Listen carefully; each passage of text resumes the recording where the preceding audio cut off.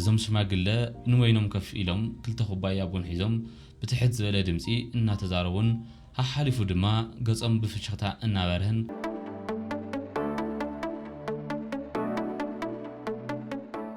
ሰላማት ከመይ ትኾኑ ዝኽበርኩም ተዓዘብቲ እዛ ዩቲዩብ ቻናል በዚ ዩቲዩብ ቻናል ዝተፈላልዩ ቁም ነገር ዘትሕዙ ዓበይቲ መደባት ሒዘልኩም ከም ዝመጽእ ነገረኩም ነይረ ንሎሚ እውን ሓደ መሳጢ ዝኾነ ታሪኽ ንዓኻትኩም ከምህረኩም ይኽእል እዩ ዝሓሰብክዎ ናባኹም ሒዘ መጽእ ኣለኹ ብሓደ ኮይና ንከታተሎ ኣብ ሓደ ህድእ ዝበለ መናፈሻ ሓደ ሽማግለ ኣቦ ንልዕሊ 40 ዓመት ዘየቋረጽዎ ሓደ ዘድንቕ ልምዲ ነበሮም معالتاو نغو ኣብ ሓንቲ ብዕንጨይቲ ዝተሰርሐት ነዊሕ ከፍ መበሊት ይረአዩ ነበሩ እዛ ቦታ እዚኣ ቅድሚ 40 ዓመት ምስታ ዘፍቀርዋ ሰበይቶም ንፈለማ ግዜ ተራኺቦም ቡን ዝሰተዩ ኢላ ፍልይቲ ቦታ እያ ካብቲ እዋን ጀሚሮም ድማ ን30 ዓመታት ዝኣክል معالتاዊ ብሓባር ከፍ እናበሉ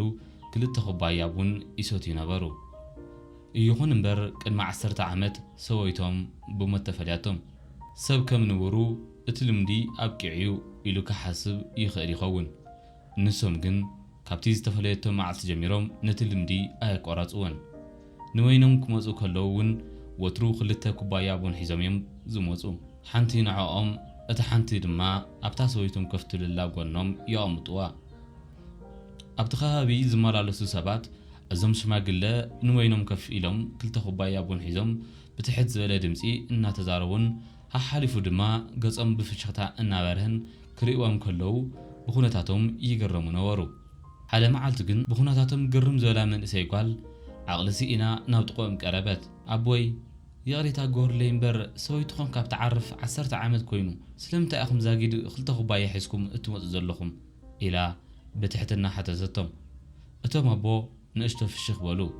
ኣዒንቶም ድማ ብናፍቖት ተመልአ ቀስ ኢሎም ናብታ ጓል እናጠመቱ ድማ ከም ዝበሉ ጓለይ ነርዓ ዓመታት ኣብዛ ቦታ እዚኣ ብሓባር ክልተ ኩባያ ሒዝና ክመጽእ ጸኒሕና ኢና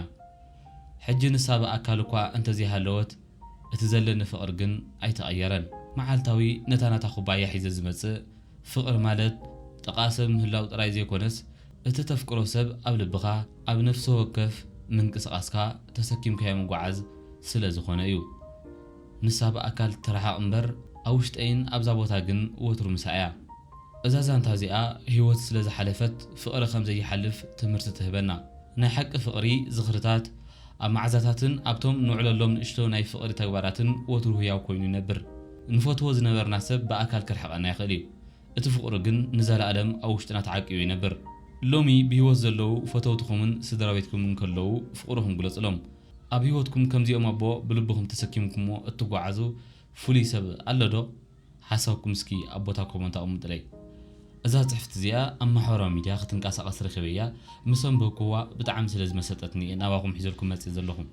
ካብዛ ጽሕፍት እዚኣ ብዙሕ ነገር ከም ትረኹ ተስፋ ይገብር ኣነ እውን ካብኣ ብዙሕ ነገር ቁም ነገር ስለ ዝሓስኩላ ማለት እዩ ኩላህና ኣብ ህይወት ብናይ ፍቕሪ መንገዲ ክንጓዓዝ ግድን ይኸውን ስለዚ ኣብ ፍቕሪ ክንጓዓዝ ከለና ከዓ ከምዚ ጌርና ዋጋ ንኸፍለሉ ፍቕሪ ፈጣሪ ይሃበና